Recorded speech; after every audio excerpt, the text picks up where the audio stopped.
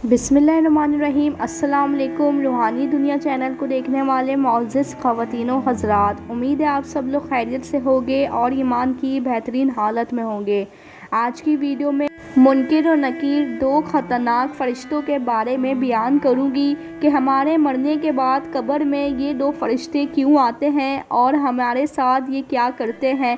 ये सब कुछ जानने के लिए मेरे साथ रहिएगा, वीडियो को आखिर तक देखिएगा और ऐसे इस्लामी वाक़यात को कुरान और हदीस की रोशनी में जानने के लिए मेरे चैनल को सब्सक्राइब करके बेल आइकन को प्रेस कर दीजिएगा।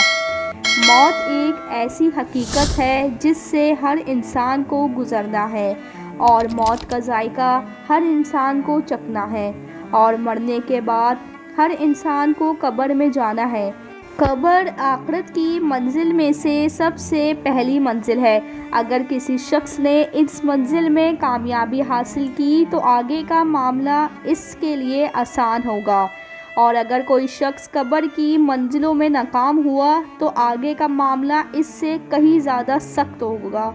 जब इंसान मर जाता है तो इसे कब्र में दफन कर दिया जाता है तो अल्लाह ताला की तरफ से दो फरिश्ते कब्र में दाखिल होते हैं जिनको मुनकिर और नकीर कहा जाता है।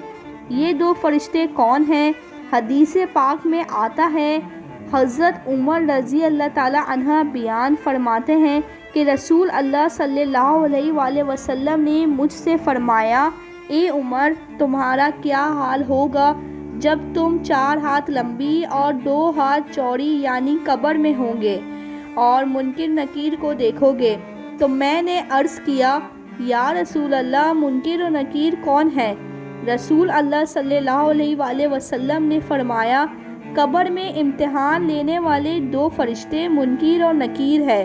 ये दो फरिश्ते कब्र को अपने दांतों से चीरेंगे और इनके लंबे लंबे बाल होंगे और इनकी आवाज़ ज़ोरदार होगी और इनकी आंखें बिजली की तरह चमक रही होगी और इन दोनों के पास इतना बड़ा हथौड़ा होगा कि सारी दुनिया के लोग भी इस हथौड़े को नहीं उठा सकेंगे।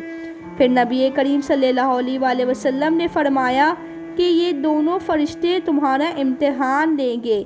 अगर तुम जवाब ना दे सके तो वो तुम्हें ये हथौड़ा इतनी ज़ोर से मारेंगे कि तुम राख बन जाओगे।